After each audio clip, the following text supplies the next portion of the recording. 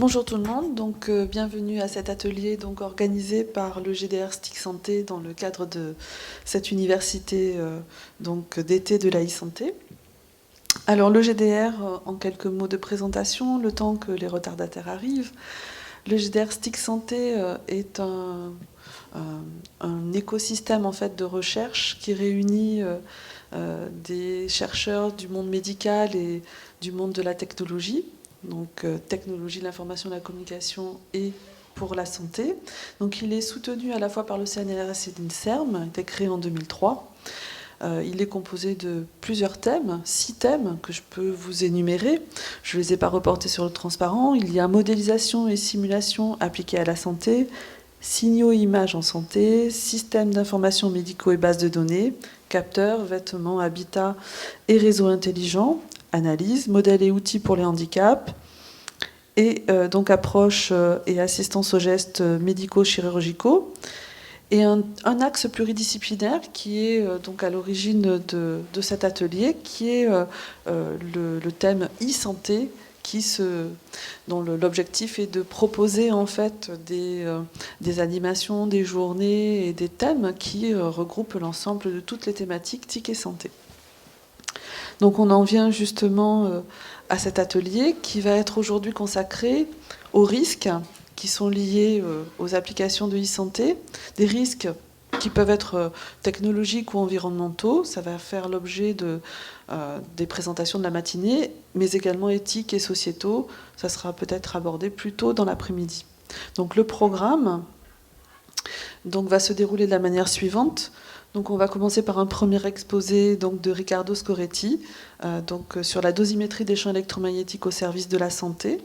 Ensuite, Isabelle Deltour fera une présentation sur la téléphonie mobile et les risques de cancer, notamment par l'intermédiaire des études épidémiologiques.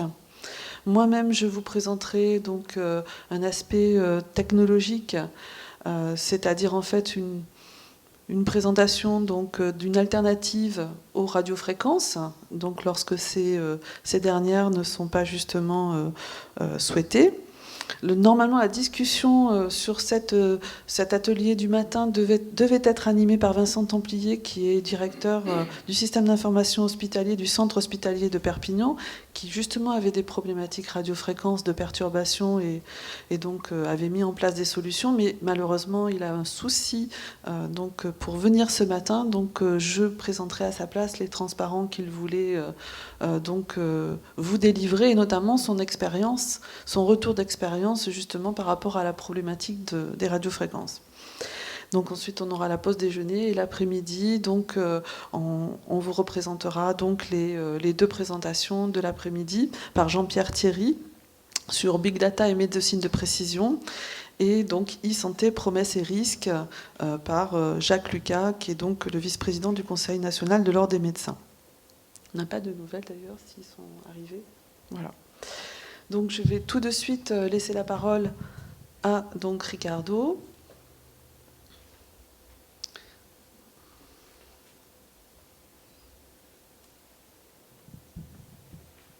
Merci beaucoup.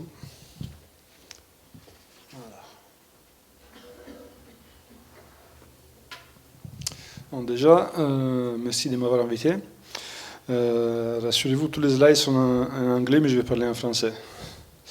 Donc, je vais vous parler de la dosimétrie numérique, et en particulier, il me semble que ça serait inapproprié si, avant de parler de dosimétrie, je ne parlais pas des mécanismes de couplage entre champs électromagnétiques et systèmes vivants. Donc, on va commencer par ça. En 2002, je pense que tout le monde sait que l'IARC a classé les champs électromagnétiques dans la catégorie 2B, c'est-à-dire comme peut-être cancérigène pour l'homme. Il faut savoir que les effets des champs électromagnétiques sur la santé sont en grande partie méconnus, c'est-à-dire qu'il existe des mécanismes qu'on connaît assez bien, comme par exemple l'effet de la chaleur, l'effet d'un passage de courant. Il y a d'autres mécanismes un peu plus exotiques pour lesquels il y a un certain nombre d'évidences expérimentales, mais qu'on ne sait pas tout à fait bien expliquer, mais qui ont l'air, d'après la littérature scientifique, ils ont l'air d'être bien là. Et faire des recherches dans ce domaine, c'est quelque chose d'assez difficile, déjà parce qu'il y a des raisons éthiques. C'est-à-dire que parfois, il est pratiquement impossible de se passer des études chez l'homme, avec tout ce que cela implique. Parce que les grandes problématiques, les grandes préoccupations concernent surtout l'exposition à long terme de faibles doses. Donc c'est évidemment un problème expérimental. Et puis parce que il apparaît dans la littérature qu'il y a des effets de fenêtre. C'est-à-dire qu'il y a des phénomènes qu'on peut observer par exemple à 15 Hz, mais pas à 10 ou à 20, ou alors des phénomènes qu'on peut observer pour un champ donné, pas un champ plus élevé ou inférieur. Donc tout ça, ça fait un cadre qui est très difficile d'appréhender. Donc, je pense que la bonne manière de s'y prendre, c'est d'utiliser un chemin de ce type-là, c'est-à-dire d'un côté bien séparer tout ce qui est les mécanismes de couplage, c'est-à-dire les mécanismes physiques qui font aussi qu'il peut y avoir une interaction entre champ électromagnétique et vivant, les effets biologiques d'une part, et les effets sanitaires d'autre part, à savoir que ce sont deux choses différentes. Un effet biologique n'est pas nécessairement pathologie, et voilà. Donc, le premier effet, le premier mécanisme de couplage qui est bien connu concerne les circulations de courant électrique dans les corps. Donc, cela a des applications médicales, notamment la stimulation magnétique transcrânienne, qui est utilisée comme un outil de diagnostic pour certains troubles. Et c'est bien évidemment quelque chose qui est beaucoup moins souhaité lorsque les gens qui sont exposés à des champs électromagnétiques et qui subissent donc ce type de faits sont les gens qui travaillent à proximité d'un système IRM ou des gens qui font du soudage par résistance, par exemple. Donc là, l'idée, c'est qu'à partir d'un courant électrique ou d'un champ électrique à l'intérieur du corps humain, il peut y avoir stimulation nerveuse. Donc il s'agit là d'un effet aigu à court terme, réversible. Et puis ça peut avoir ça peut avoir une influence sur la perception qu'on a. Ça peut éventuellement induire de la souffrance si les courants sont trop intenses. Donc là, tout ce que j'ai marqué en bleu, c'est des ordres de grandeur, des grandeurs physiques qui sont impliquées. Donc, je ne vais pas les commenter davantage. Donc, si on injecte un courant électrique de manière, cette fois-ci, beaucoup plus intense, mais maîtrisée, il peut y avoir un phénomène d'électroporation. Qu'est-ce que c'est l'électroporation? C'est l'effet que les cellules des tissus deviennent perméables. Elles peuvent être soit perméables de manière réversible, soit de manière irréversible, c'est-à-dire que les tissus vont devenir nécrotiques, mais ils deviennent nécrotiques pour apoptose. Ce n'est pas un effet thermique, ça c'est très important. Donc, l'électroporation, c'est utilisé en clinique. Soit on peut avoir la chémioélectroporation dans les cas d'une électroporation réversible. Dans ces cas-là, ce qu'on cherche à faire, c'est injecter un médicament, notamment la bleomycine, qui est trop grand pour pénétrer dans les cellules qui ne sont pas traitées. On va attendre quelques minutes pour que ça circule dans le sang. On va électroporer la zone qu'on souhaite traiter et c'est seulement là que le médicament va pouvoir rentrer à l'intérieur des cellules et avoir son effet. En ce qui concerne l'électroporation irréversible, c'est utilisé comme soin palliatif, par exemple pour des métastases au niveau des os. Si on injecte encore plus d'énergie, on va chauffer. Le fait de chauffer, bien évidemment, ça peut être indésiré quand c'est involontaire. Ça peut être utilisé avec des finalités cliniques, comme c'est le cas, par exemple, pour l'ablation radiofréquence ou micro-ondes, ou encore pour l'hypothermie comme adjuvant pour traiter les cancers. Bien que ce ne soit pas, à ma connaissance, une thérapie qui est bien répandue en France, ce qui est, à mon avis, un peu dommage. Donc là, on va partir avec des choses qui sont beaucoup plus rigolotes, à mon avis, c'est-à-dire des mécanismes qui sont un peu moins bien connus. Et ça, c'en est un. Donc, regardez, s'il vous plaît, le chemin qui est tout en haut. Disons que vous avez une molécule C, et qu'à un moment donné, pour un réseau ou pour un autre, vous avez une cassure d'une liaison covalente. Ce qui peut arriver sous certaines conditions, c'est que vous avez la formation de deux espèces radicalaires, chacun ayant un seul électron, normalement des spins opposés. Et comme tout le monde sait, des espèces radicalaires n'ont qu'une envie, c'est de se recombiner d'une manière ou d'une autre. Sauf que la recombinaison est possible seulement si les spins sont opposés, c'est ce qu'on appelle un état cinglé. Si par une raison quelconque les électrons se débrouillent pour avoir les spins parallèles, à ce moment-là on passe dans ce qu'on appelle un état triplé, et cela interdit qu'il y a la formation de la molécule originale.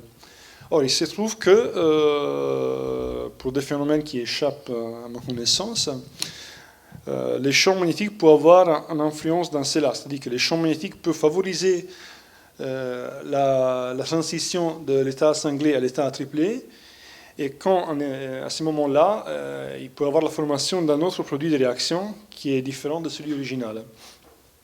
Donc, il y a tout un tas d'articles en littérature qui parlent de ça, et ça pourrait être l'explication, je dis bien pourrait, pour expliquer comment font les oiseaux pour s'orienter pendant leur migration. Notamment, cela fait intervenir les cryptochromes qui seraient présents au niveau de la rétine de ces oiseaux. Suite à une stimulation lumineuse, les FAD s'oxydent, et quand le FAD est oxydé dans cette molécule, la molécule passe dans l'état actif, c'est-à-dire qu'elle transmet une cessation de lumière. Normalement, cette molécule prend un certain temps pour repasser à l'état original, et cela implique le transfert d'électrons à partir de 3 résidus de tryptophane. Alors justement, ces 3 échanges, c'est des échanges entre des espèces radicalaires, et on suppose que cela peut être ralenti par la présence du champ magnétique lorsqu'il est dans la bonne direction. Ce qui a pour effet de moduler la vision de la lumière des oiseaux. Ça, c'est une théorie.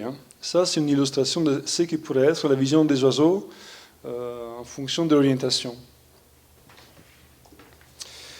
Quelque chose qui est encore moins bien connu, c'est tout ce qui tombe sous l'échafaud de ce qu'on appelle la résonance cyclotron. Donc, il se trouve qu'il y a beaucoup d'expériences qui ont été réalisées chez l'animal, chez des végétaux aussi.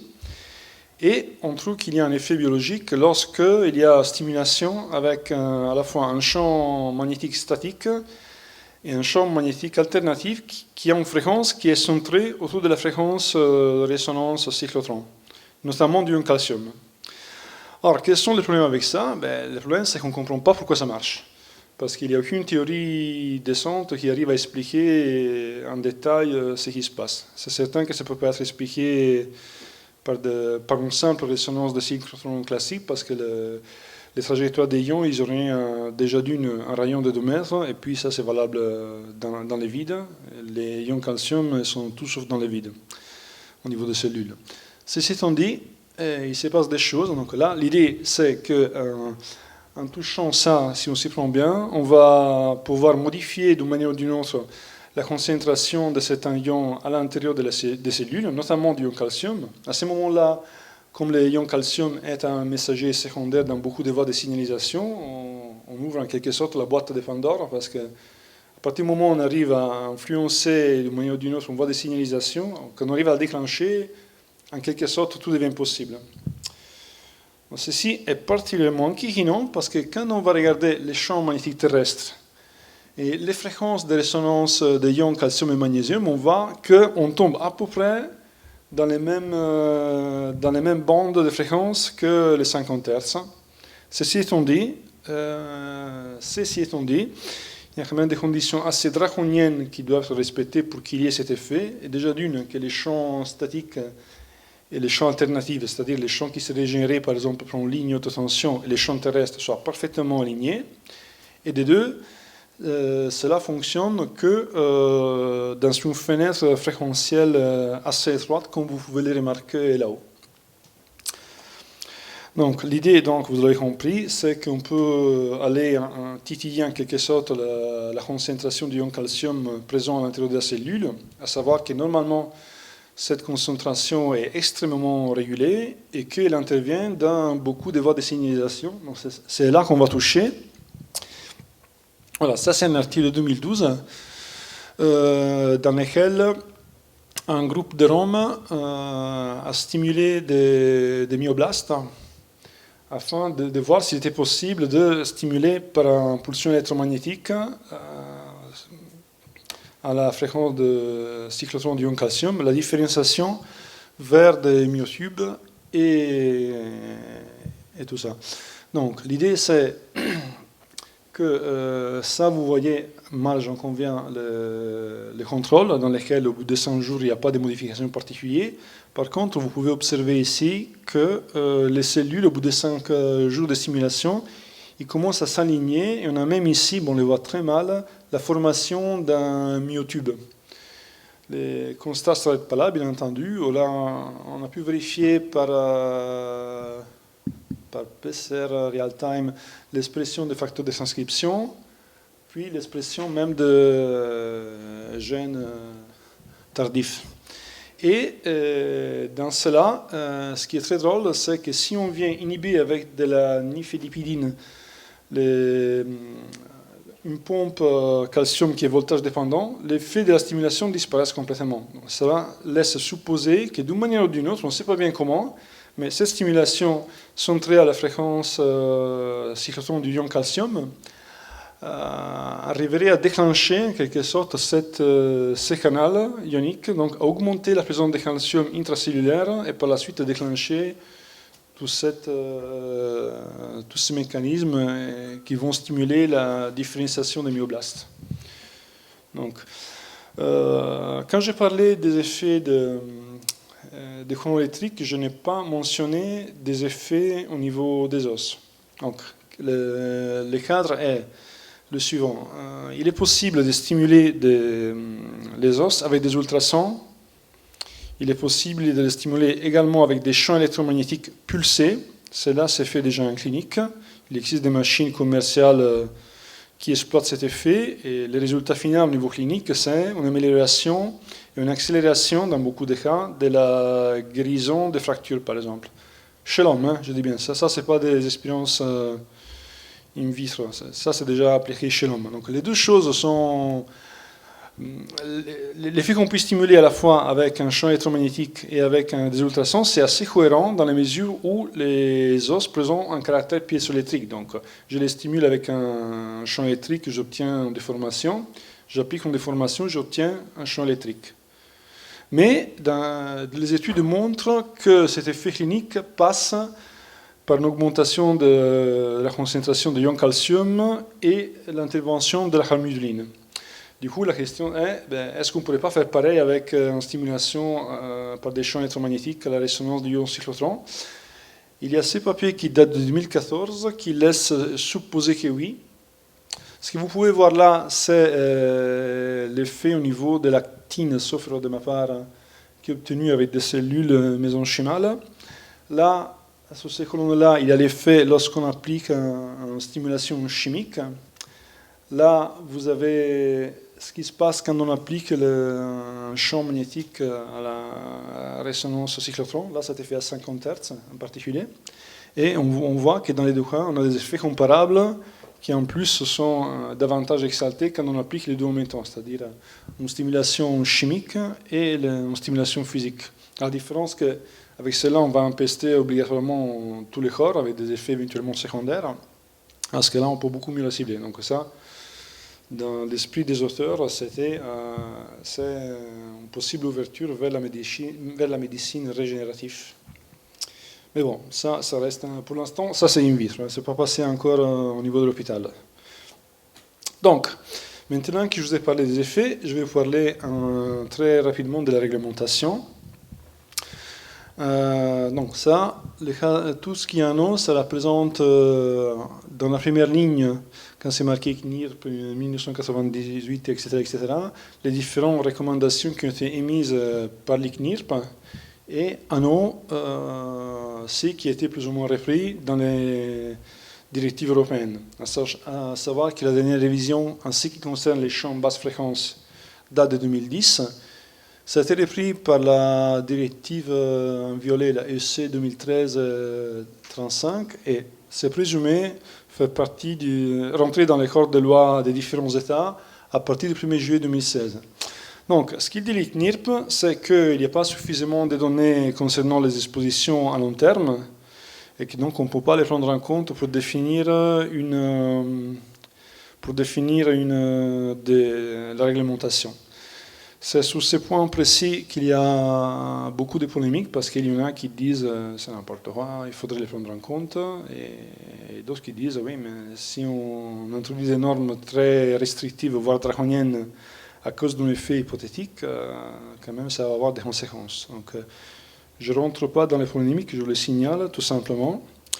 Toujours est-il que les recommandations de l'ICNIRP sont basées uniquement pour l'instant sur des effets aigus à court terme réversibles. Quels sont ces effets? En basse fréquence, essentiellement l'apparition des magnétophosphènes et plus en général, tant qu'on reste en basse fréquence, la stimulation nerveuse par ailleurs. Ce qui, par l'intermédiaire des simulations qui sont réalisées dans les cas d'exposition avec couplage maximal et un facteur de sécurité de 3 qui a été choisi arbitrairement pour tenir compte tant bien que mal des incertitudes, ça a conduit à la définition de valeurs déclenchant l'action. C'est là la terminologie française. C'est-à-dire que si vous avez un doute, si vous respectez les recommandations, vous pouvez d'abord mesurer des grandeurs qui sont assez facilement mesurables, c'est-à-dire les champs électriques en absence du corps humain ou l'induction magnétique. Si vous êtes au-dessus du gabarit, c'est bon. Si vous n'êtes pas au-dessus du gabarit, ce n'est pas dit que vous ne respectez pas les restrictions de base. À ce moment-là, par contre, il faut faire des simulations beaucoup plus poussées pour être certain qu'on respecte quand même ça. Et c'est là qu'intervient justement la dosimétrie numérique. Donc ça, c'est un document dans la source l'INRS qui montre les machines industrielles qui sont susceptibles de poser problème à l'heure actuelle en France, avec l'ancienne réglementation et avec la nouvelle. Donc maintenant que je vous ai dit tout ça, je vais parler de la dosimétrie numérique. Donc qu'est-ce que c'est la dosimétrie numérique? C'est en quelque sorte la manière de calculer les champs électromagnétiques à l'intérieur du corps humain. Donc, je ne vais pas détailler tout ça. Disons qu'il existe beaucoup de logiciels, y compris des logiciels commerciaux qui permettent de faire ça. Et en général, quand on les utilise bien, on arrive à peu près au même résultat, mais pas tout à fait. Donc pourquoi je parle de ça? Parce que dans la norme, dans les recommandations, au début, la grandeur qui était pertinente était la densité de courant induit maximum. Alors justement, le problème, c'est que les valeurs maximum sont très difficiles à calculer et sont généralement pas très fiables. Pour quelle raison? Parce que déjà, il y a des approximations qui sont introduites au niveau numérique qui font qu'on ne peut pas satisfaire toutes les équations en même temps. En général, c'est absolument impossible. C'est vraiment lié à la nature discrète du problème. De deux, c'est lié au fait que parfois, quand on trouve des angles vifs, comme c'est le cas là, les valeurs qu'on calcule, on sait pertinemment qu'elles sont fausses. Ça, c'est l'expérience qui vient de la modélisation par ailleurs. Et ça, ce n'est pas lié au fait que le programme est mal écrit ou qu'il est mal utilisé. C'est lié tout simplement au fait qu'étant donné la complexité du corps humain, quand numériquement on décrit un angle vif, en réalité, il n'est pas du tout aussi vif que ça. Donc les modèles ne correspondent pas tout à fait à la réalité. Quand on veut calculer des valeurs moyennes, ça se passe à peu près bien. Quand on veut calculer la valeur maximum, là, il n'y a pas de méthode numérique qui tient la route. Mais bon, ça on le sait. C'est pour ça que dans les nouvelles recommandations, il est demandé de se baser pas sur la valeur maximum, mais sur les 99 pourcentiles. C'est-à-dire qu'on se débarrasse des 1% les plus élevés, et c'est dû, entre autres raisons, à ce type de bruit numérique qu'il faut considérer de la même manière qu'une erreur de mesure qu'on ne peut pas éliminer. Donc, pour faire une simulation digne de ce nom, il faut déjà avoir un modèle du corps humain, c'est ce qu'on appelle un fantôme numérique. Il faut connaître les propriétés des tissus, il faut caractériser correctement la source du rayonnement. À savoir que quand vous regardez la littérature en dosimétrie numérique, vous trouvez une pléthore de papiers dans lesquels les gens se placent en condition d'exposition, par exemple en onde plane. Ou alors ils se placent en condition d'exposition avec un champ homogène de partout. Ce qui, surtout en basse fréquence, n'est presque jamais le cas. Donc déjà d'une, il faut faire très attention à comment est-ce qu'on caractérise la source. Et comme il ne suffit pas de mesurer un ou deux points pour savoir quelle est la répartition du champ électromagnétique, ça c'est un problème à part entière. Mais bon, je ne vais pas tellement détailler ça, parce que ça ne pose pas tellement de problèmes. Ce qui nous pose problème en ce moment, surtout en basse fréquence, c'est les caractéristiques des tissus. Donc pourquoi? Déjà d'une, parce qu'il existe un seul et unique travaux où sont référencés à peu près tous les tissus, qui est les travaux de Gabriel de 96 et 97. Le problème, c'est que ces travaux-là ont été faits sur la base de tissus excisés chez l'animal, pour la plupart. Mis à part le sang ou la langue, je pense que c'est les seuls deux tissus pour lesquels les mesures ont été réalisées chez l'homme. Pour le reste, c'est tous des tissus animaux. Des deux, il y a une grande variabilité, donc vous pouvez le voir dans cette figure-là, ou là aussi, qu'on ne trouve pas tout à fait. Si on répète la mesure 10 fois de suite, c'est extrêmement improbable de trouver 10 fois de suite des valeurs même assez proches. Et en particulier en basse fréquence, il y a un phénomène qui s'appelle la polarisation des électrodes, qui est au-dessous de 1000 Hz, c'est une catastrophe. Bref, mis à part cela, les caractéristiques des tissus, expérimentalement, ils semblent dépendre de l'âge et des conditions physiologiques de la personne. Donc ça fait que c'est très difficile à connaître. Récemment, soit plus ou moins récemment, il y a eu des travaux où des mesures ont été répétées soit chez l'homme, soit avec des techniques différentes. Et vous pouvez tout simplement constater que les valeurs qu'on trouve dans ces travaux sont un peu différentes, voire beaucoup différentes des travaux de Gabriel qui font pourtant la référence, tout simplement parce que c'est la seule base de données qu'on a dans laquelle il y a tous les tissus. Donc ça a été fait par une technique de mesure par 4 points, bref, on trouve des valeurs un peu différentes. Ça a été fait in vivo chez des patients qui avaient une tumeur au cerveau, donc en gros, avant de resecter la tumeur, des mesures ont été faites à l'endroit où de toute façon les tissus allaient être coupés, et on trouve chez 9 patients ces mesures-là. Donc ils sont assez disparates. Donc ça, vous avez la moyenne, et ça, pour la matière blanche et la matière grise, là vous avez les chartypes. Et vous voyez qu'entre un individu et un autre, les valeurs peuvent être assez différentes. Par exemple, chez l'individu 1, ici on trouve 0,5, ici on trouve presque 0,2. Ça donne une idée de la variabilité qu'on a. Une technique qui, à mon avis, est très prometteuse pour se débarrasser de ces problèmes consiste à mesurer in vivo chez l'homme ses conductivités.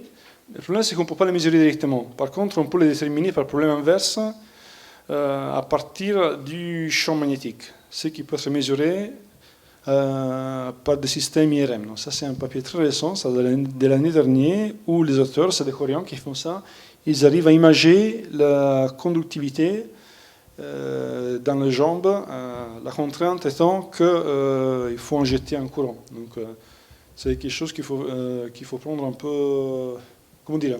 Il y a des difficultés, notamment éthiques, auxquelles il faut faire gaffe dans ces cas-là. Ça se fait dans une jambe. Je ne suis pas certain que ce soit aussi facile à faire, par exemple au niveau de l'abdomen, encore moins au niveau du cerveau, parce que pour avoir cette mesure-là, il faut absolument qu'il y ait un courant qui circule. Donc, je vais passer sur la partie concernant les fantômes. Disons tout simplement que depuis une dizaine d'années, il y a eu une pléthore de fantômes qui sont apparus, et en particulier, il y a eu une grosse révolution autour de 2005. C'est-à-dire qu'il y a des fantômes qu'on appelle hybrides qui ont commencé à apparaître. Qu'est-ce que c'est un fantôme hybride? Un fantôme hybride, c'est ça. Voilà, ça c'est un fantôme, c'est un modèle de corps humain qui est décrit avec un très grand détail par rapport à la surface des organes à l'intérieur et à l'extérieur. Donc ça c'est une grande révolution parce qu'avant, les fantômes étaient décrits par des voxels, c'est-à-dire c'était quasiment des images. Mais il n'y avait pas tellement une discrétisation propre des surfaces, et donc c'est très difficile de les déformer, par exemple, alors que là, ça devient beaucoup plus facile. Donc, cette figure, elle toute seule, montre un peu les progrès qui ont été faits dans une dizaine d'années. Donc ça, c'est le premier fantôme d'un fœtus, ça date quand même de 2004. Ça a été réalisé suite à un scanner qui a dû être réalisé en urgence chez une femme qui s'est trouvée être enceinte. Et là, c'est le dernier qu'on a, qui a été construit. Rien qu'à moins de 10 ans de distance, je vous laisse apprécier la différence dans les détails qu'il y a eu. Ça, c'est un fantôme hybride, soit en passant. Ça, c'était des voxels. C'est là. En plus de ça, on arrive maintenant à avoir des fantômes dans lesquels on peut modifier la position. On a des fantômes d'enfants, on a des fantômes dans lesquels on peut aller modifier la corpulence, on va dire, pour voir un peu quel peut être le résultat chez différentes populations. Et ceci me conduit à vous parler de la variabilité. C'est-à-dire que je vous ai dit qu'en dosimétrie numérique, on ne peut pas éliminer toutes les sources d'erreur et qu'en plus, on ne connaît même pas bien les caractéristiques des tissus en particulier. Mais il y a d'autres sources d'incertitude, notamment les conditions réelles d'exposition, la corpulence de la personne qui est exposée, la position de la personne. Tout ça, c'est des variables qui sont incertaines dans le sens qu'ils peuvent varier d'un individu à l'autre, qu'on ne sait pas bien maîtriser. Donc ça, c'est une source d'incertitude qu'on ne peut pas éliminer. Par contre, il existe des outils qui permettent de la quantifier d'une manière ou d'une autre. Donc, une première manière, c'est de faire des simulations avec quelques cas un peu différentes. Bon, c'est sympa, mais on ne peut pas tellement faire ça de manière systématique. Par contre, quand on sait, par exemple, qu'il y a une incertitude donnée sur la conductivité au niveau d'un tissu cérébral, on peut se poser la question, tiens, pour telle incertitude au niveau des propriétés des tissus, quel est l'effet, par exemple, sur les champs électriques?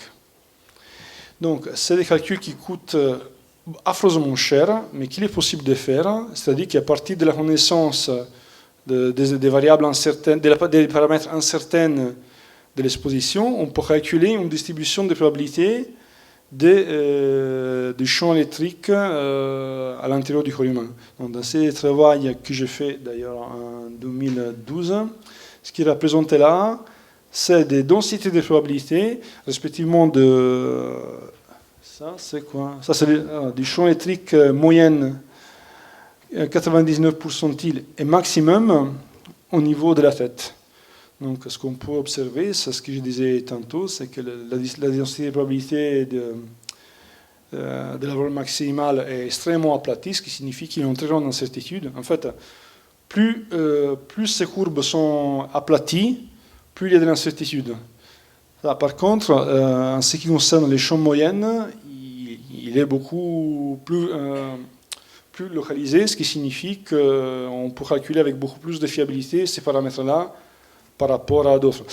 Ici, je précise bien, la variabilité est due à l'incertitude, ce n'est pas dû à l'erreur de calcul. On suppose que le calcul est parfait. Après, il faudrait rajouter ça aussi par-dessus.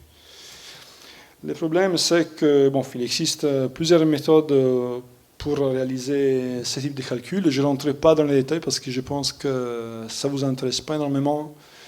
Et d'autre part, il faudrait vraiment trop de temps. Disons qu'il existe les gros problèmes avec ça, c'est que le nombre de calculs qu'il faut faire croît de manière exponentielle avec le nombre de variables incertaines. Par exemple, dans ces travaux-là, c'est le même dont je parle, il y avait 2 variables incertaines. Pour arriver à calculer ça, il a fallu faire 180 simulations. Et ça croît de manière exponentielle. Donc il existe des techniques qui permettent d'accélérer ces calculs.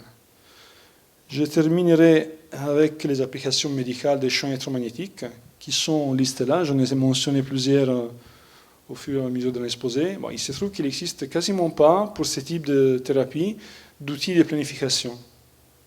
Alors qu'il en existe pour des thérapies, par exemple, pour l'exposition à des RMX. Donc, pour quelle raison? Déjà d'une, parce qu'il y a toutes ces incertitudes qui font que c'est difficile de faire un outil de planification qui est vraiment fiable. Et puis, je pense aussi parce qu'il intervient d'autres types de difficultés, comme la possibilité pratique d'aller placer des électrodes au bon endroit, qui font que, pour l'instant, à ma connaissance, le seul outil qui est vraiment à peu près abouti, c'est celui-là. C'est un outil qui est destiné à la planification de l'électroporation, mais c'est le seul unique que moi je connaisse. Donc voilà, je vous remercie.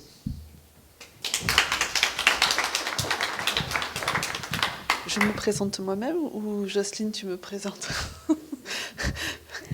Donc je vais enchaîner en fait en vous présentant donc une présentation beaucoup plus technique, puisque donc moi je suis professeur donc à XLIM, qui est un laboratoire mixte Université Limoges CNRS sur les technologies de l'information et de la communication au sens large. Et donc, on s'intéresse à des technologies qui nous permettent de se connecter sans fil, mais sans radiofréquence. Donc, on va continuer la bande. On est passé des BF, ensuite aux radiofréquences, et on va monter dans l'infrarouge et le visible pour vous présenter en fait le LiFi. Voilà.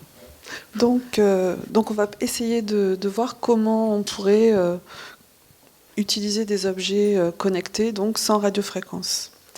Alors déjà, juste un tout petit rappel, qu'est-ce qu'on entend par objet connecté? Donc un objet connecté, sa vocation, c'est pas d'être justement connecté directement au web, c'est d'être connecté par l'intermédiaire donc d'une box ou d'un relais, etc.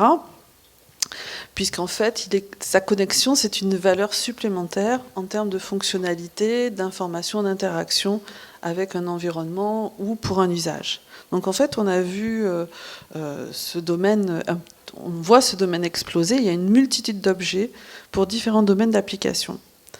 Donc en santé, par exemple, on peut répertorier déjà un ensemble d'exemples. Donc là, on voit du pilulier en passant par la tétine, la brosse à dents. Oui. On trouve ce type d'objet connecté qui est proposé. Donc le point clé de ces objets, c'est la connectivité. Donc c'est là-dessus que je vais juste me focaliser. Donc c'est la transmission sans fil. Donc les normes, c'est des radiofréquences, donc de quelques mégahertz jusqu'à plusieurs gigahertz. Et là, vous avez un exemple de normes qui peuvent être utilisées, qui vont être choisies en fonction de la distance de l'objet, donc à la station de collecte, de la quantité de données à transmettre, du réseau, de l'autonomie de l'objet, etc. Donc on pourrait détailler donc dans des tableaux comme ça, on voit que effectivement on a 2,4 GHz, on a donc la bande des 800-900 mégas, etc. Donc ça, c'est l'état de ce qui est proposé, ce qui est commercialisé. Est-ce qu'il y a des problématiques? C'était le thème de cette présentation ce matin. Quelles sont ces problématiques? Et est-ce qu'elles conduisent à des risques? Donc la discussion, elle est ouverte. Donc les problématiques, ça pourrait être quoi? Ça pourrait être lié à une augmentation annoncée, prévue, du nombre d'objets connectés dans l'environnement autour des personnes. Donc il y a un certain nombre effectivement de prévisions donc, qui montrent que ce nombre va exploser. Et à côté de ça, il y a d'autres problématiques qui sont liées, on le sait aussi, aux technologies de transmission sans fil. Donc par exemple la congestion du spectre, donc, qui est de plus en plus réduit parce que tout le monde se partage les bandes, ça a un coût. Donc ça génère aussi des perturbations, même si on s'arrange pour que les produits soient parfaitement compatibles. Et donc on pourrait imaginer qu'il y a une pollution finalement électromagnétique, à savoir, je ne m'avancerai pas sur savoir si cette pollution entraîne des risques, voilà, sur la santé, mais en tout cas elle existe et elle augmente. Et donc elle est importante et elle pourrait être très importante dans des environnements qui seront sensibles en fait à cette pollution. Donc je vais vous présenter une alternative qui essaye de se positionner en tout cas comme alternative et qui peut être un complément aux radiofréquences, ne serait-ce que pour répondre à ces problématiques que je viens de citer, qui sont répondre à la congestion du spectre, répondre à la diminution des perturbations, etc. Donc c'est l'optique sans fil, ce que vous connaissez peut-être donc commercialement déjà sous le nom de LiFi. LiFi pour comparer au Wi-Fi. Donc on va parler un petit peu de cette technologie et je vous montrerai un exemple à la fin d'objets connectés donc en optique sans fil. Donc là on est toujours dans le spectre donc des fréquences. Donc on est dans l'infrarouge et dans le visible lorsqu'on parle d'optique sans fil. Effectivement, si on est en dessous de 400 nanomètres, moi je parle en longueur d'onde puisqu'on passe en optique et plus en fréquence, donc on a des effets biologiques, donc on va éviter ces bandes-là. Et si on est au-dessus de 2000 nanomètres, il va falloir effectivement réduire la génération thermique, donc on va se situer dans cette dans cette catégorie. Et là, on peut définir plusieurs cas. Si on est entre 400 et 750 nanos, on est dans le domaine du visible, que l'on connaît tous. Et donc, si on essaye de faire du très très haut débit dans cette bande, on va appeler ça l'IFI. Si on veut juste communiquer sans donner, sans forcément avoir cet objectif de très très haut débit indoor, on est dans le domaine du VLC. En fait, tous ces termes veulent dire la même chose. Visible Light Communication ou l'IFI, ça s'adresse en fait aux communications par la lumière. Donc je reviendrai dessus après pourquoi on s'intéresse à ça aujourd'hui. Entre 750 et 950 nanomètres, on est dans le domaine du proche infrarouge, où il y a vraiment un grand nombre de composants électroniques d'ailleurs qui existent sur le marché, puisque c'est le domaine des télécommandes, donc effectivement très exploré. Puis après, il y a les bandes télécom, 1300, 1550 nanomètres. Donc chaque bande peut avoir des avantages, peut avoir des inconvénients. Et bien sûr, si on parle signal, ce qui est un peu ma spécialité, signal et télécom, on va avoir effectivement des impacts sur les propriétés physiques du canal, sur les composants, sur les puissances bien sûr qu'on va pouvoir autoriser et sur le coût des systèmes mis en œuvre. Alors pourquoi on s'intéresse à l'optique sans fil, au VLC, au LiFi ? On pourrait, je ne vais pas faire un historique complet, on va donner quelques dates clés parce que communiquer en optique, en fait, c'est l'inventeur du téléphone qui a fait la première expérience, puisque c'est Graham Bell qui, le premier, a modulé la lumière du soleil. Donc, voilà. Et il n'a pas été retenu pour ça, il a été retenu pour le téléphone. Donc, ce qui est important, c'est l'avènement des composants, donc des diodes électroluminescentes et du laser. Donc tout ça, ça a conduit, donc c'était les années 60, 1960 on va dire, et 1993 un premier standard pour les communications par infrarouge. Donc standard qui court toujours bien évidemment. Et ensuite, deuxième date clé, les années 80, où on voit apparaître les diodes électroluminescentes blanches pour des fonctions d'éclairage. Donc il y a un prix Nobel, très récent, donc l'année dernière, un japonais. On peut faire de la lumière blanche, soit en combinant du bleu, du vert et du rouge, ou alors avec une diode qui est dans le bleu, avec un phosphore jaune qui permet de produire le spectre de la lumière blanche. Donc c'est une révolution dans le domaine de l'éclairage, vous en êtes certainement aperçu, puisque ces composants, ils ont une durée de vie très importante, un coût très faible et une efficacité énergétique aussi vraiment intéressante. Mais en plus, ces composants ont une capacité de commutation très rapide, ce qui permet justement de les faire commuter en on-off, on va dire, c'est-à-dire j'allume, j'éteins, à un rythme tel que l'œil humain ne perçoit pas. Ce qui a engendré un nouveau champ d'application qui est le domaine des Visible Light Communication. Donc, au-delà effectivement de 1 kHz, l'illusion que le flux de lumière est continu pour l'œil humain, à peu près, c'est complètement total. Donc, on peut faire switcher ces diodes de telle sorte qu'on ne voit pas qu'en plus d'éclairer, elles communiquent. Donc il y a un premier standard, c'est très récent, 2011, donc sur les Visible Light Communication, qui a été donc établi par I3E et qui est actuellement en cours de révision déjà, qui va donc faire l'objet d'un deuxième standard qui va être produit dans l'année et qui va inclure à la fois l'infrarouge, le visible, et puis des dérivés, on va dire, de ces domaines de recherche, dont le LiFi, dont en fait le LiFi c'est high speed, donc c'est pour du haut débit et pour du réseau mobile en indoor, mais ça va inclure aussi toutes les applications d'identification, parce que si une lampe communique, ça veut dire que quand vous passez sous la lampe, elle peut soit vous repérer, soit vous envoyer du contenu. Enfin, il y a plein d'applications possibles. Et un domaine aussi très intéressant pour des applications et des usages encore à inventer, qui est Optical Camera Communication. Ça veut dire utiliser la caméra de son smartphone pour justement décoder les 0 et les 1 de la lumière. Donc voilà, donc il y a peut-être plein de choses intéressantes à faire. Donc, sinon, si on revient quand même sur ce grand domaine de l'optique sans fil, donc en fait, on peut distinguer 2 grands domaines d'application. Il y a les applications en indoor et il y a les applications en outdoor. Donc en indoor, vous allez retrouver tout ce qui est communication infrarouge entre les différents équipements, tout ce qui est communication courte portée, c'est-à-dire ce qu'on appelle les Wireless Personal Area Network et les Wireless Body Area Network.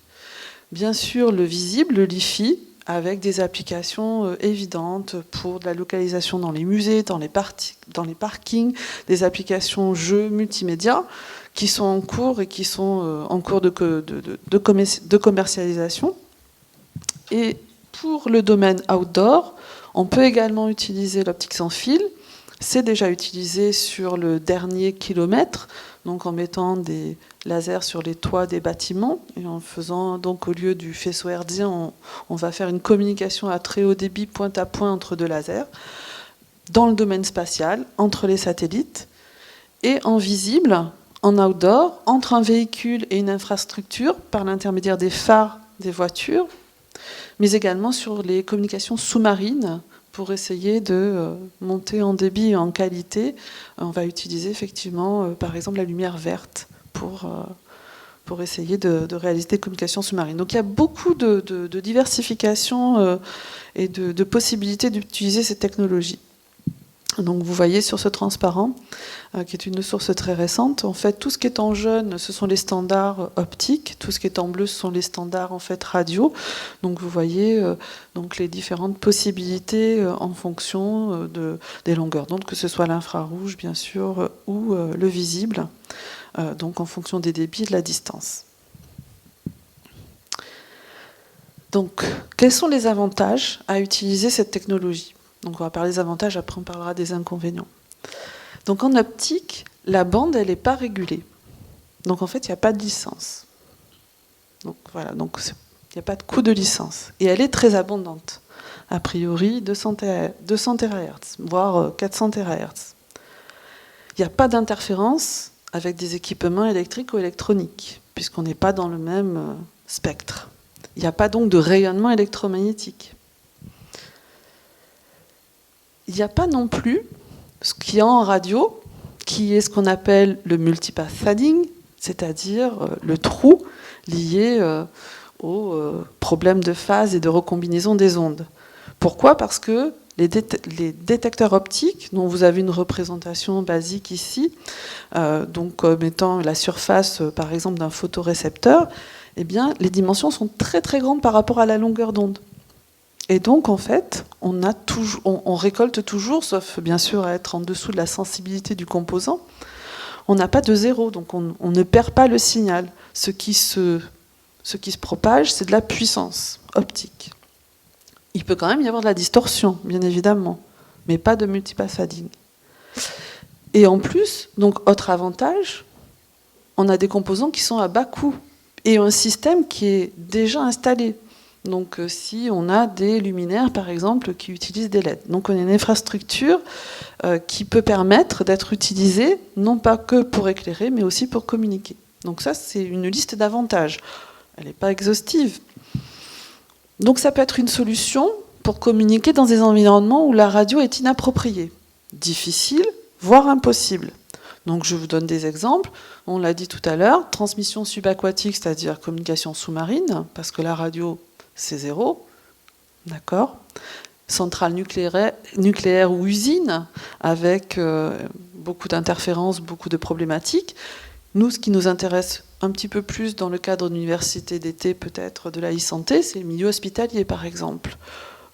Donc les milieux où a priori, on ne devrait pas utiliser d'ailleurs son portable, ou en tout cas trop d'ondes radio pour ne pas perturber donc les appareillages.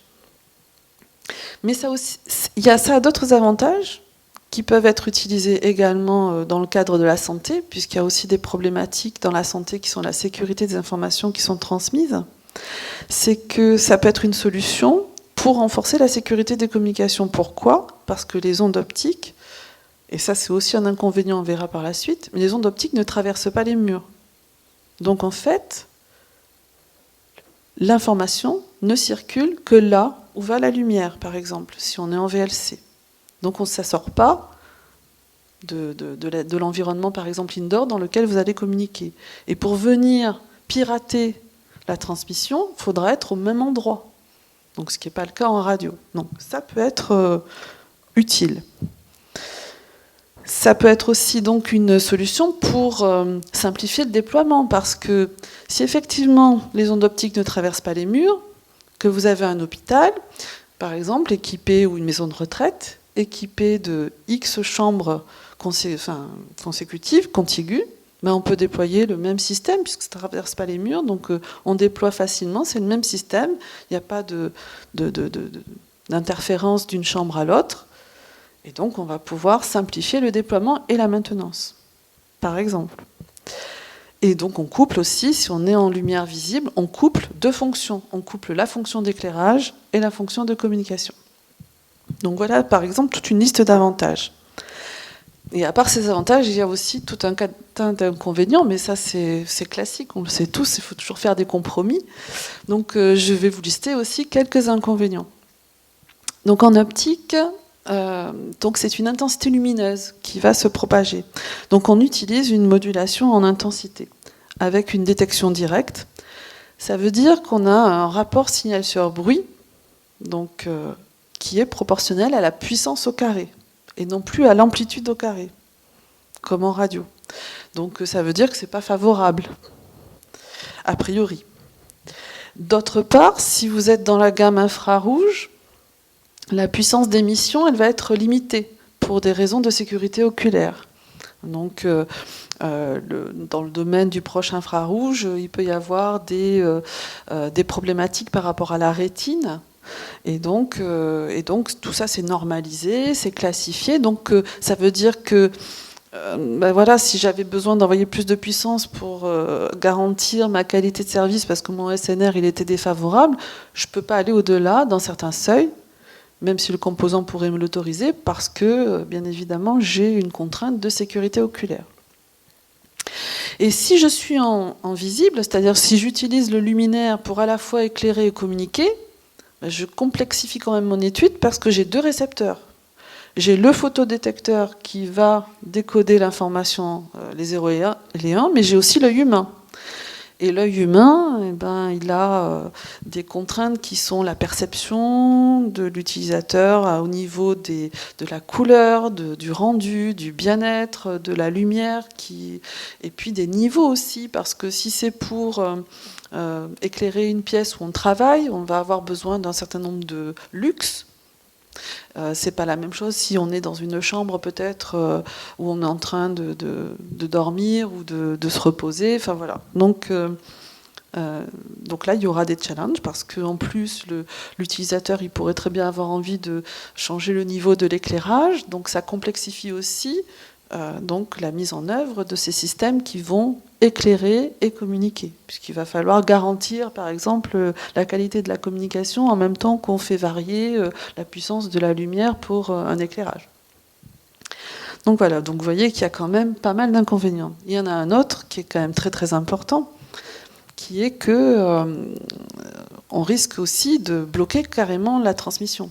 C'est-à-dire que, ça c'est le cas de la télécommande, vous avez tous sans doute fait l'expérience. Si le faisceau optique que l'on utilise est très étroit, très directif, et que je mets un obstacle devant, il n'y a plus rien qui passe. Donc là, j'ai de fortes atténuations. Et le bruit, bien évidemment, c'est l'ensemble de toutes les autres sources lumineuses, dont notamment bien sûr le soleil, donc, et éventuellement les autres appareils aussi qui utilisent de l'infrarouge déjà. Donc il y a tout ça dont il faut tenir compte, bien évidemment, pour mettre au point, en tout cas, un dispositif qui fonctionne. Donc, avant de dire... c'est pour ça que c'est un complément, disons que... Et c'est une alternative, mais voilà, c'est comme toute technologie, ça a ses avantages et ses inconvénients. Avant de vous présenter un exemple, je vais quand même on va quand même essayer aussi de comprendre un petit peu mieux comment on communique, bien évidemment, en optique sans fil. Donc je vous l'ai dit, donc on utilise la lumière, donc on va transformer un signal électrique en intensité optique. Cette onde, elle va se propager dans le canal, qui en général c'est l'air libre, éventuellement si c'est sous-marin, c'est l'eau de mer. Et le récepteur, lui, il va détecter une puissance et il va transformer cette puissance en un courant, donc pour récupérer les données émises. Donc on est dans un schéma, ce qu'on appelle IMDD. Dans ce schéma-là, il y a deux configurations de transmission qui sont possibles. Soit l'émetteur et le récepteur sont parfaitement alignés. C'est le cas de votre télécommande quand vous pointez vers l'appareil, et auquel cas on est donc en ligne de vue directe, ce qu'on appelle le line of sight, et on est sensible au blocage, etc. Soit au contraire, et c'est une possibilité, l'émetteur et le récepteur ne sont pas du tout en ligne de vue, et donc dans ce cas-là, l'émetteur envoie son faisceau de manière beaucoup plus large dans l'environnement, indoor, et le récepteur collecte les ondes réfléchies. Et là, on est beaucoup moins sensible au blocage. Par contre, on va être sensible à la nature, bien sûr, de l'environnement, puisque ça va atténuer. Donc en loss, comme on l'a dit, plus le faisceau va être étroit, plus le débit sera élevé. C'est le principe des pointe-à-point sur les immeubles, même en outdoor. La contrepartie, bien évidemment, ça va être une couverture beaucoup plus réduite parce qu'il va en plus falloir aligner émetteur et récepteur, et éventuellement, si on veut garantir une couverture, déployer plusieurs sources. Et l'inconvénient majeur, c'est la sensibilité au blocage, sauf si on crée de la diversité avec plusieurs sources. En diffus, on va pouvoir illuminer une large zone. Donc effectivement, à l'intérieur des bâtiments, la plupart des matériaux qui sont utilisés dans les bâtiments provoquent une réflexion quasi diffuse. En tout cas, c'est l'hypothèse que l'on peut prendre, c'est-à-dire lorsque l'onde arrive sur un mur, elle va partir dans toutes les directions, contrairement par exemple à si c'était un miroir où elle partirait que dans une seule. Donc on peut exploiter effectivement cette propriété.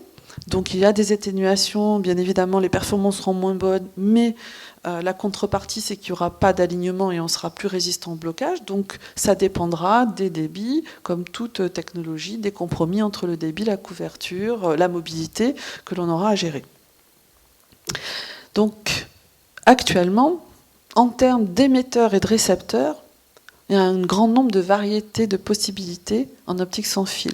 De la simple diode infrarouge, en passant par le module d'éclairage à LED, la diode laser bien sûr très très puissante mais très réglementée, mais aussi un écran. Et au niveau de la réception, c'est pareil, c'est photodiode, caméra, écran, etc.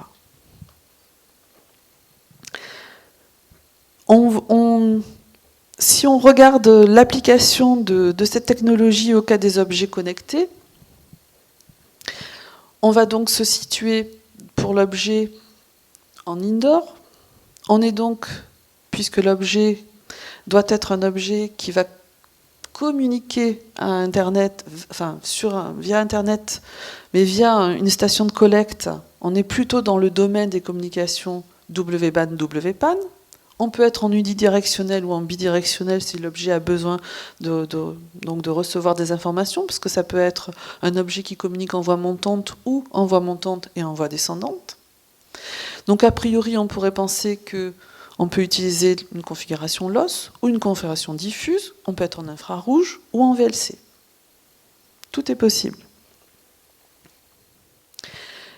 Voici quelques exemples de différentes approches qui ont été envisagées et qui sont tout à fait envisageables. Par exemple, d'utiliser donc cette technologie pour faire des communications machine to machine, ou machine to staff, ou machine to patient. Donc là, vous avez par exemple un lit qui pourrait être un lit d'hôpital, donc avec une voie montante en infrarouge, une voie descendante en visible. Différentes couvertures, donc soit du statique avec une zone limitée, donc puisque la communication ne se fait que là où il y a la lumière, ou avec une mobilité à condition de déployer un réseau, et des applications qui, les premières envisagées, sont des applications essentiellement de localisation et de navigation, mais également de monitoring. Sur la localisation, bien, par exemple, on peut déployer des luminaires dans un bâtiment où les luminaires sont déjà déployés et on est capable de faire une cartographie et de connaître l'identification de chaque lampe. Et en fonction de la position en fait, de la personne par rapport à la cellule qui est représentée par la lampe, on peut remonter de façon très simple à sa position et donc lui envoyer aussi du contenu parce qu'on peut l'identifier et savoir quelle est la personne, bien évidemment, qui se trouve dans la cellule. Donc ça peut être des applications très simples. Et sur le monitoring, ce qu'il faut savoir, c'est que en ce qui concerne les paramètres, en tout cas physiologiques ou les paramètres d'activité, on est dans le domaine plutôt du bas débit, puisque généralement ça dépasse rarement le mégabit par seconde. Par contre, on cherche des performances en général élevées et on cherche une sécurité. Donc effectivement, cette technologie peut être intéressante pour ce type d'application. Donc par exemple, nous on a travaillé sur une communication entre des capteurs qui étaient portés et une station de collecte qui était elle fixe dans l'environnement et reliée bien sûr au réseau. Donc là, la personne peut porter plusieurs émetteurs et donc le récepteur, lui, est au plafond. Donc les émetteurs, le symbole de ce qui est émis, c'est pour symboliser que les émetteurs émettent dans toutes les directions, ils ne sont pas alignés au récepteur, donc il y a éventuellement mobilité, donc avec exploitation des réflexions dans l'environnement. Et nous avons développé comme exemple, par exemple, un accéléromètre connecté. Donc l'accéléromètre, il est porté par le patient, la station de base est fixe, et l'objectif qu'on avait, c'était de suivre à distance le niveau d'activité physique de la personne qui portait l'accéléromètre et qui se déplaçait dans la pièce. Donc on a prototypé ça avec des éléments basiques qu'on peut trouver dans le commerce. Donc on a travaillé donc à 940 nanomètres, puisque c'est là qu'on trouve le plus de composants possibles. On n'a pas utilisé en fait une diode qui émettait dans toutes les directions. On a choisi en fait, parce qu'on n'avait pas forcément envie de tester la résistance au blocage, puisqu'on voulait juste faire une preuve de concept au départ. Donc on a choisi plutôt de prendre une diode qui émettait de façon très étroite, de façon à ce que quand le faisceau est réfléchi, on ait plus d'énergie collectée au plafond. Voilà. Donc c'était pour arriver à faire ça. Donc les modules de réception, ils ont été inclus dans des fosses dalles. Donc c'était des dimensions d'un photodétecteur classique. Donc ils étaient reliés, il y en avait plusieurs qui étaient déployés, tous reliés par Ethernet, de façon après à pouvoir récupérer les informations collectées sur une prise RJ45 à distance. Donc, je vais vous montrer. Ah, c'est pas comme ça qu'il fallait que je fasse, c'est comme ça. Ça va marcher. Donc, voici par exemple donc, le boîtier que l'on a utilisé. Donc, vous voyez la diode qui émet parce que c'est filmé par une caméra, mais sinon on est en infrarouge, donc on doit rien voir normalement. Donc, la personne qui s'équipe du boîtier.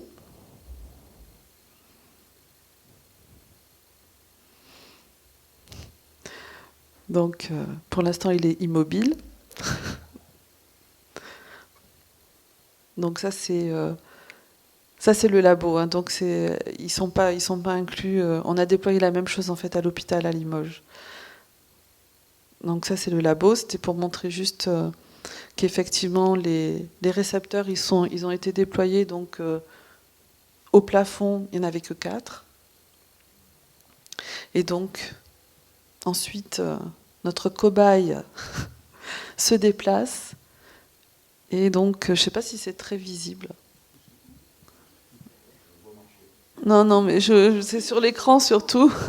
On voit donc en fait l'application qui avait été réalisée, c'était pour calculer l'équivalent métabolique, donc à partir de l'accélérométrie, et pour montrer qu'effectivement, voilà. Donc on a développé cette application en fait pour le service de soins de suite post-AVC, donc du CHU de Limoges, qui disposait en fait non, ça va pas. Voilà. Qui avait une problématique qui était qu'il voulait en fait suivre justement l'équivalent métabolique des patients qui étaient en phase de réhabilitation dans le service de soins de suite, mais qu'ils n'avaient pas le droit. Pour des raisons un peu bizarres à l'époque, c'est-à-dire que je pense que c'était pas parce que les ingénieurs télécoms du CHU de Limoges avaient peur des radiofréquences, c'est simplement qu'ils n'avaient pas envie de mettre en place un autre réseau radio, donc sans fil, parce que c'était compliqué et que c'était potentiellement perturbateur. Et là, je reviendrai dessus par la suite, puisqu'il y a une autre expérience qui a été menée au CHU de Perpignan, donc malheureusement, la personne n'est pas là, mais c'est transparent, donc elle va pouvoir quand même transmettre son expérience également. Donc je fais juste quelques slides sur nos activités de recherche, justement sur l'optique sans fil, pour dire qu'à Xteam, donc il y a une activité assez importante, que ce soit sur la modélisation des canaux, donc par l'intermédiaire de techniques de lancer de rayons, que ce soit sur la partie modulation, codage, traitement du signal, couche physique, couche MAC, donc avec des activités sur le partage, sur le CDMA et également sur le codage correcteur d'erreurs. Sur les réseaux de capteurs, donc notamment les réseaux de capteurs donc corporels.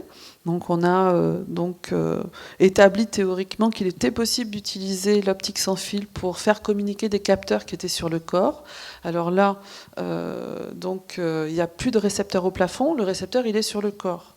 Et pour collecter en fait ce qui est émis par les différents nœuds qui sont portés, il faut que les nœuds ils envoient leur information dans l'environnement. Donc en fait c'est collecté par l'intermédiaire en fait de ce que l'on reçoit. Donc là on a montré théoriquement que ça pouvait marcher et on est en train d'essayer de le montrer d'un point de vue expérimental. Donc l'application que je vous ai montrée a été déployée non seulement pour l'accélérométrie mais également pour la température et la fréquence cardiaque, puisqu'ils avaient besoin de suivre tous ces paramètres. Donc au sein du CHU, donc c'était un partenariat avec l'entreprise Legrand, où ils ont donc, comme je vous l'ai expliqué, une problématique dans les phases de réhabilitation parce qu'ils mettent les patients dans un appartement en fait témoin avant le retour à domicile où il y a une cuisine, un lit, donc une salle de bain, et ils veulent essayer de contrôler dans cette phase de soins de suite les paramètres physiologiques des patients parce qu'il n'y a pas de possibilité de les suivre dans cette phase. En général, quand on a eu un AVC, effectivement, on est très surveillé dans la phase d'urgence. Et quand on a des séquelles et qu'on passe dans ce service de soins de suite parce qu'on a une hémiplégie ou on a donc une rééducation à faire, là on n'est plus du tout surveillé. Et donc là, ils avaient besoin en fait d'avoir un moyen. Donc voilà pour cette expérience sur cette technologie que je vais poursuivre peut-être dans la foulée, sauf si vous avez vraiment des questions, mais dans la foulée, de façon à vous transmettre le retour d'expérience, justement, du CHU de Perpignan. Ce qu'il faut savoir, c'est qu'il y a plusieurs start-up en France qui se sont lancées sur le domaine. La start-up dont vous avez peut-être déjà entendu parler, qui communique beaucoup, elle s'appelle OLEDcom. Donc, elle est issue de l'Université de Versailles. Et donc, elle est sur la thématique du LiFi. Enfin, les startups, elles sont lancées sur le LiFi, avec surtout des applications en mode beacon, c'est-à-dire en mode balise. Donc, c'est d'abord pour faire, bien évidemment, de la localisation. Donc, ça, c'est leur produit, c'est ce qu'ils vendent. Mais en fait, ils font plein de prototypes également pour d'autres usages. Et donc, notamment, c'est OLEDcom qui a équipé le chariot infirmière de l'hôpital de Perpignan au service des urgences. Donc c'est ce que je vais vous présenter maintenant.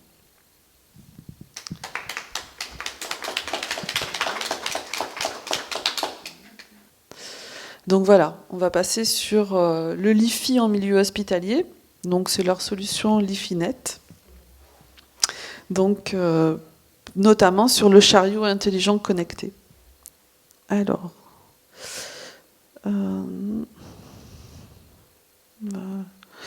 je voulais avoir... Voilà, je voulais avoir le point de vue du centre hospitalier. Après, si vous voulez le point de vue d'Oletcom, je pourrais revenir en arrière. Mais je pense que ce qui est intéressant, c'est d'avoir le retour hospitalier. Donc, Monsieur Templier, donc, qui est responsable de tout le réseau informatique du CHU de Perpignan, voulait limiter la pollution électromagnétique.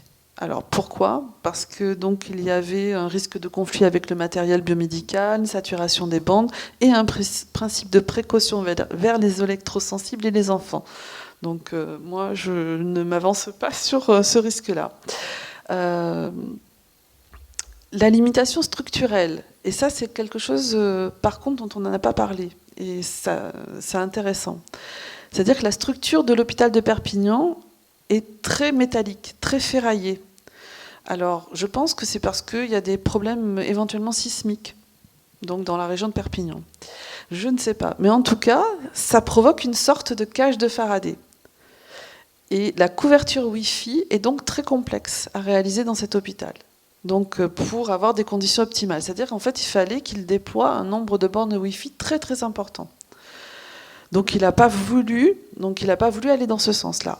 Donc il m'a rapporté au téléphone, puisqu'on s'est eu au téléphone, qu'il a eu récemment il a présenté son retour d'expérience à Orange, qui lui a dit qu'effectivement ils avaient la même problématique chez pas mal de clients. C'est-à-dire que effectivement, il y a des effets de cage de Faraday qui d'ailleurs, et puis de pollution électromagnétique, qui ne vont pas aller en s'arrangeant, vu effectivement que le spectre donc est congestionné et qu'on assiste à une augmentation très très importante donc des nombres des objets, en tout cas qui communiquent.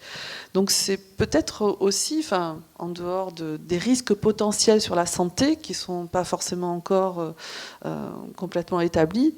En tout cas, voilà, la structure du nouvel hôpital posait problème. Donc en fait, ils ont mis en œuvre la solution en remplacement d'une solution Wi-Fi existante dans le service des urgences. Ils ont donc déployé, comme vous le voyez, 12 points d'accès lumineux pour couvrir toute la salle des urgences. Et ils ont créé un support pour recevoir le récepteur optique sur les chariots. Donc en fait, je n'ai pas vu, donc je parle sans avoir vu l'expérience, mais c'est un concept cellulaire, c'est-à-dire qu'en fait ils ont les lampes qui créent donc une couverture cellulaire, et la mobilité en fait c'est comme en radio, c'est-à-dire qu'on va passer d'une cellule à une autre. Donc voilà, c'est comme ça que sans doute que se fait la gestion en fait du réseau. Donc son retour d'expérience, c'est ce qui est intéressant. Donc les chariots doivent être présents sous le spectre lumineux pour fonctionner. Donc c'est comme je vous l'ai dit, si on n'est pas dans la lumière, on n'a pas la communication. Ça a nécessité un temps d'installation plus long qu'une installation Wi-Fi, donc ça c'est intéressant à savoir, parce qu'il y avait une multiplication des points à raccorder au réseau filaire. Donc ça, j'imagine aisément effectivement la problématique que ça a dû poser au sein du CHU, parce que en fait, non mais c'est pouvoir accéder aux dalles et pouvoir mettre les lampes aussi en réseau.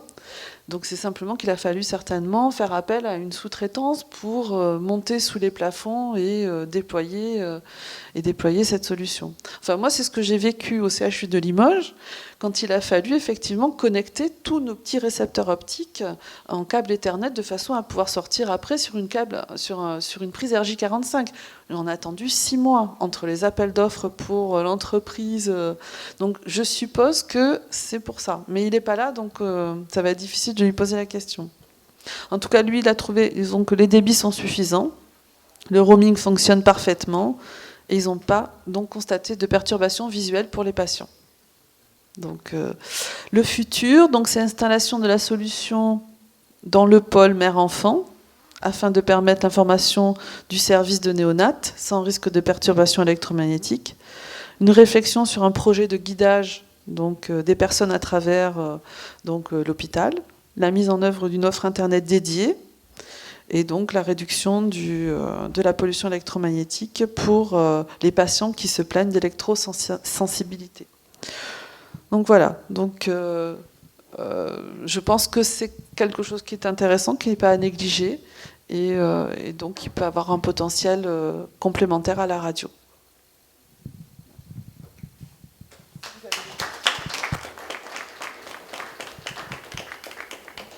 Donc on va donc terminer donc cet atelier pour la matinée, et puis donc je vous rappelle en fait que il y a donc 2 autres présentations cet après-midi. Alors je sais plus trop quelle heure. 14h45 avec Jean-Pierre Thierry qui va parler de Big Data et de médecine de précision, et le professeur aussi, le docteur Jacques Lucas, qui est le vice-président du Conseil de l'Ordre, qui va venir présenter les réflexions justement du Conseil de l'Ordre des médecins sur la e-santé et sur les risques et les enjeux liés à la e-santé.